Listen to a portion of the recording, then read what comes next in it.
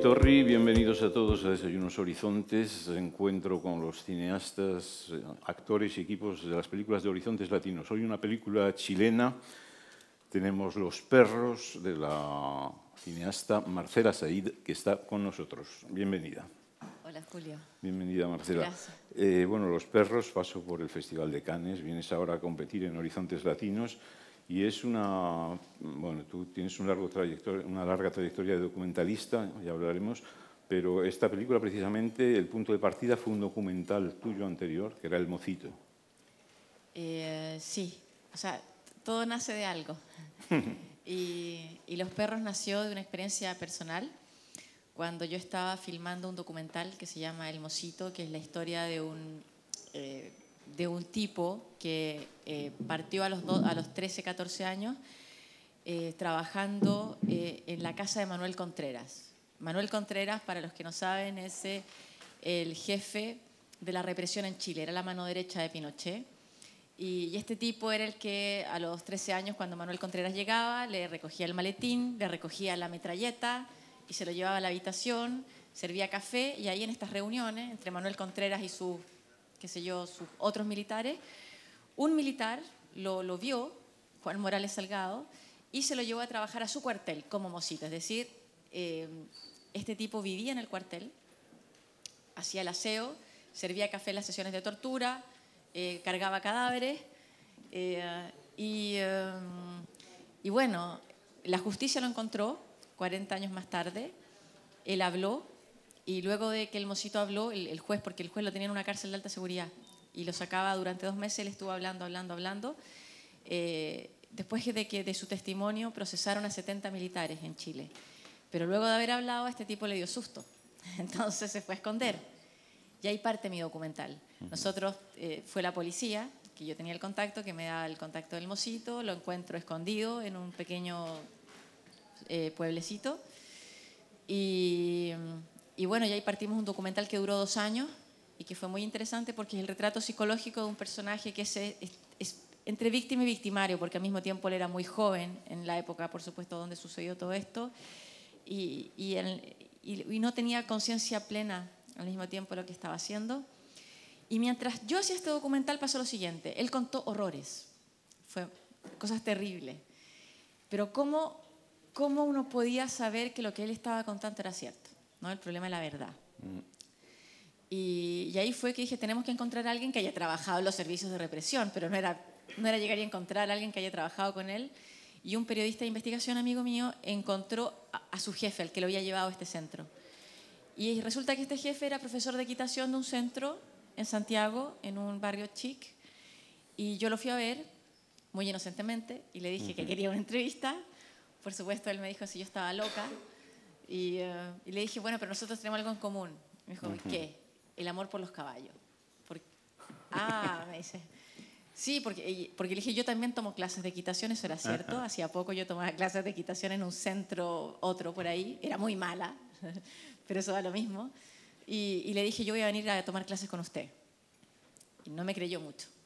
Pero fui y empecé a tomar clases con él y tomé clases con este coronel en retiro. Y yo ya sabía lo que él había hecho, por supuesto, entonces tomé clase durante 2 años hasta que me dio la entrevista y luego él terminó en la cárcel, hoy en día está en la cárcel.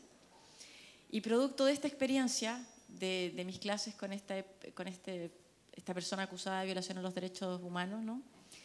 Y lo que pasó con mi alrededor, una de las cosas interesantes que me pasó es que si yo contaba esto, no era lo que yo lo anduviera contando, obviamente, pero si yo contaba quién era la persona o quién era mi profesor, inmediatamente, ¿cómo es posible que tú seas capaz de tomar clases con una persona así? Y yo encontraba que era una experiencia fascinante, pero de otro orden, una experiencia humana. Era un tipo muy, muy solo. Yo quería saber si él se arrepentía de lo que había hecho. No se arrepentía del todo, tenía muchos lados. Y basado en eso, yo dije, aquí hay una película. Aquí hay una película. Y sabes que si él no se hubiese ido a la cárcel tan rápido, yo hubiese hecho un experimento, como a mí me gusta hacer cosas un poco, trabajar en los límites. Yo quería filmarlo a él.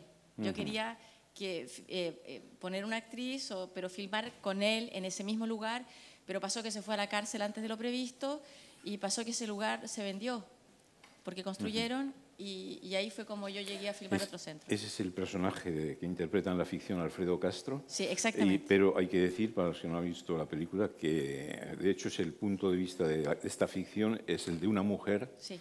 Una mujer de la alta burguesía chilena, hija de un industrial que ha colaborado con Pinochet, y que es una mujer insatisfecha con su marido, sofocada por la sociedad, y que va a conocer a este profesor de equitación. Bueno, pasa que cuando empecé a escribir la película, independientemente de la historia de dónde viene y del contexto que te cuento, empecé a escribir a una mujer, empecé a escribir a Mariana.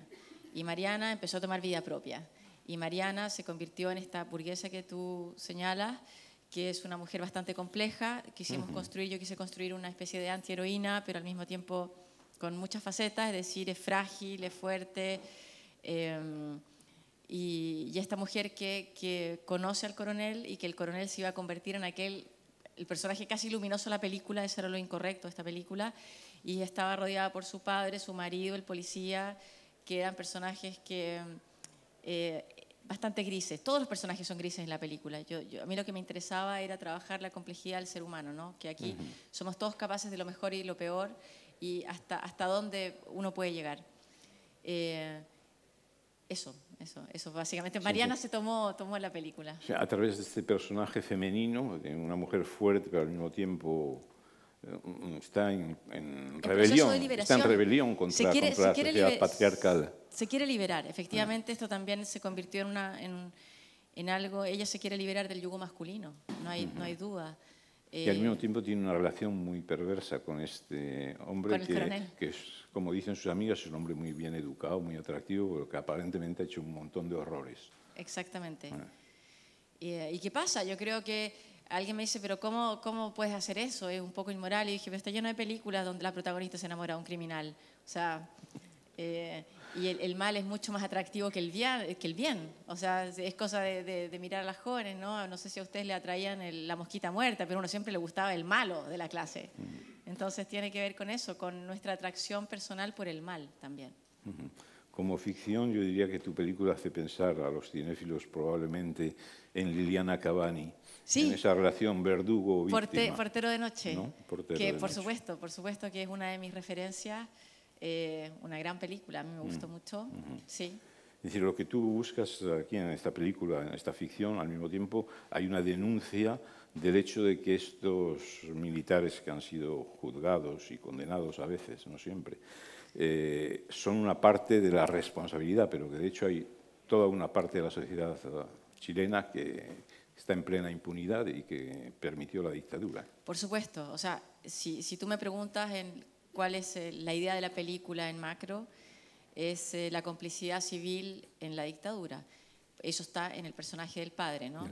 Que es el que simboliza, según, si a mí me pregunta quién es el malo de la película, yo te digo, es el padre, obviamente, aquel que sale impune, como tú dices, aquel que se enriqueció, como muchos en dictadura, y que jamás le va a pasar nada. Y eso es algo que me llamó la atención, te iba a decir, incluso las clases de equitación, cuando yo tomaba con esta persona, que había gente que sabía lo que él había hecho y no les importaba, ¿viste? No, es gente que apoyó la dictadura, que apoyó a estos militares, y los militares hicieron el trabajo sucio. Pero hicieron el trabajo sucio para que otros se took advantage, ¿no? Para que otros aprovecharan esto. He leído que algunas cosas tenían algo de autobiográfico, no todo. ¿Qué cosas? Lo autobiográfico, bueno, mis clases de Mariana. Es un medio que tú conocías, en todo caso.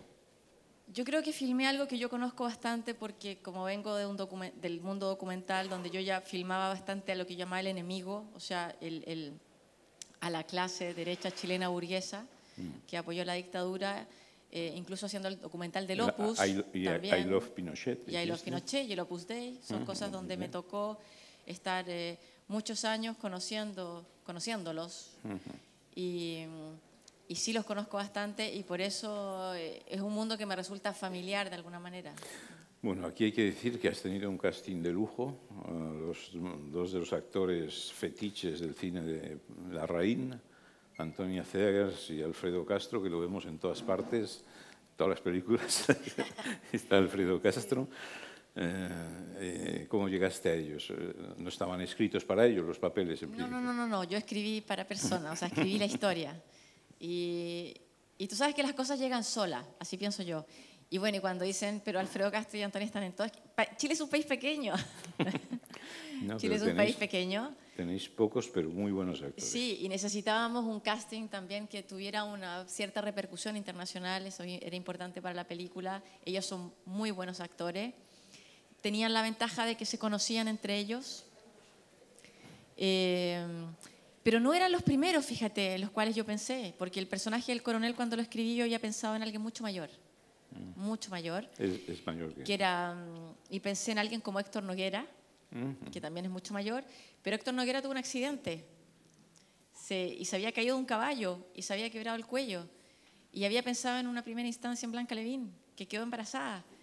Y llegó Alfredo Castro y Antonio Seges a la película, que en buena hora, o sea, enhorabuena, como dicen los españoles, llegaron y la película, y tú sabes que los actores también hacen otra cosa, es decir, tú escribes el guión y luego los actores te aportan también. Por supuesto, impregnan la película a otra cosa. El título de Los perros, bueno, es toda esta sociedad patriarcal que vemos en torno a ella, todos estos que... Pero al mismo tiempo hay una metáfora con los perros que mueren en la película, que muestra también una ansia de revancha en la sociedad chilena, con una escena muy fuerte que es la del escrache también, una voluntad de revancha contra esta impunidad. Sí, hay dos cosas. Estos perros que se mueren, para mí era un poco como, yo decía, porque viste que el último muere al final, cuando ella ha hecho lo incorrecto.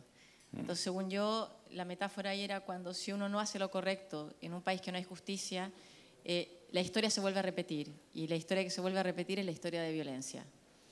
Y en el scratch, la escena del scratch, bueno, viene sacada, de hecho, del Mocito. En el Mocito hay una escena original de La Funa, que nosotros decimos La Funa.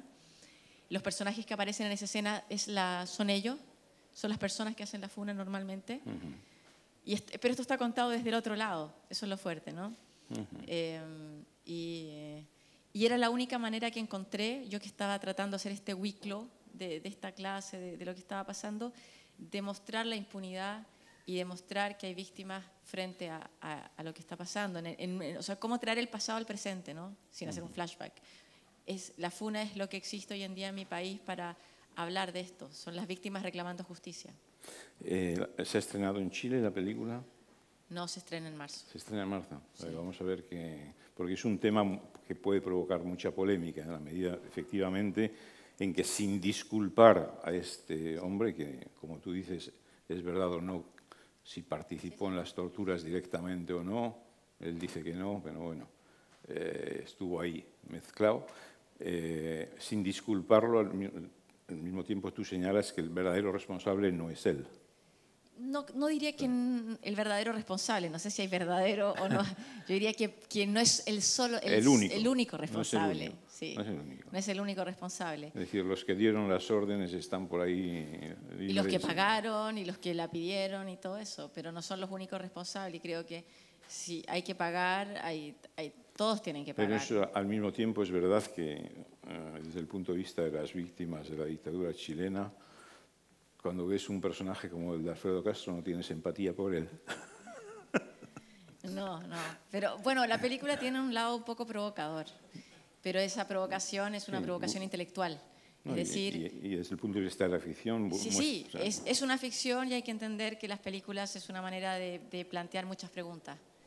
Y preguntas respecto a la realidad. La realidad es mucho más compleja de lo que parece.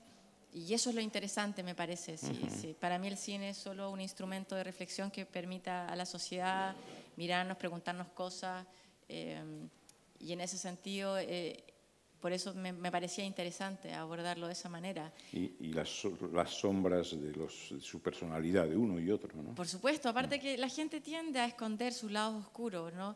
Y aquí lo interesante de Mariana es que uno entra a la complejidad, una mujer que tiene mucha ambigüedad en ella misma. Marcela, estás a caballo siempre entre Francia y Chile, y bueno, documental y ficción. Ahora en la ficción te has lanzado El verano de los peces voladores que pasó en el Festival de Cannes, ahora esta. ¿Vas a seguir con la ficción o con el documental? ¿O el documental es siempre primero y luego enganchas con otras ideas? La verdad es que estoy escribiendo, pero estoy escribiendo una ficción, pero esto es porque me gustó la escritura, me gustó escribir. Y estoy escribiendo de hecho ahora estoy escribiendo con Antonia Segers, junta, porque después de esta película hicimos una gran amistad, lo mismo con Alfredo, y estoy escribiendo una cosa también, una historia de amor poco convencional entre una madre soltera con un hijo adolescente. Ya no es primera vez que no voy a trabajar con la burguesía chilena. Esto es una historia más de clase media, baja, en un pueblo costero, y él es un personaje homosexual. Entonces es una historia de amor de dos seres un poco más marginales ¿no? de esta madre soltera que está ahí y el homosexual. O sea, que te ha agarrado el gusanillo de la ficción, ya veo. Por ahora, pero ¿sabes lo que pasa? Es que para hacer documental también necesitas estar en el lugar, pasar mucho tiempo. La factura del documental es distinta que la ficción, y pasa que los temas que me interesan están en Chile y yo estoy viviendo en este momento en Francia. Entonces, para hacer documental significa que tengo que trasladarme a Chile de nuevo, que es donde es lo que me interesa, o es el material de reflexión que me interesa, para poder hacer algo ahí, a menos que hiciera un documental en París, obviamente, que es donde vivo. Es muy difícil ir a hacer un documental a otro lado, eso ya es un reportaje, no es lo mismo. Pues muchas gracias por haber venido a este encuentro y te deseamos mucha suerte con los perros. Sí, gracias. Y sabes que va a salir en España, ¿no? En España, sí, ¿qué mes se estrena aquí? Me parece que abril se estrena. Y en diciembre en Francia. Y en Francia, sí, exacto. Muy bien. Pues gracias. Vayan a ver Los perros, película chilena de Marcela Said en Horizontes Latinos. Vamos a ver un extracto de la película.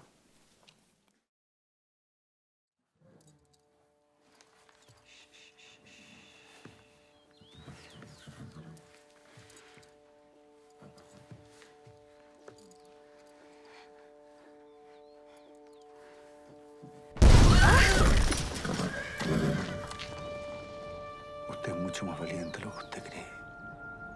Tiene que tener más confianza en usted nomás. Quiero saber de qué acusan al coronel. A preguntarle a él por qué no te da miedo.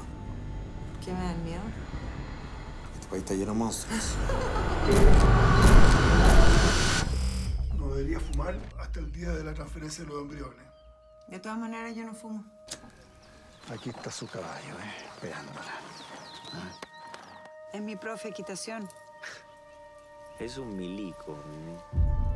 Así que usted trabajó en la DINA. No. ¿Qué hizo?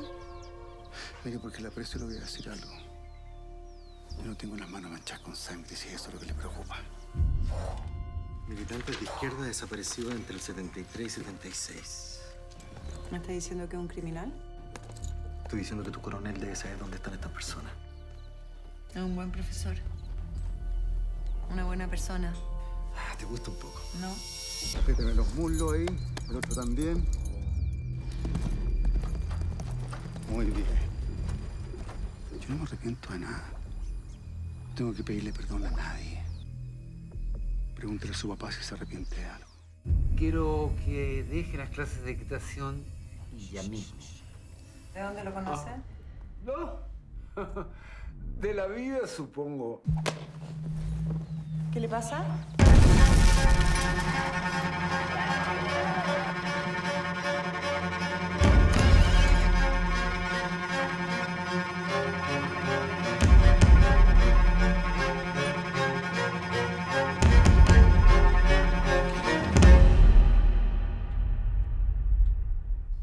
¿Tiene miedo?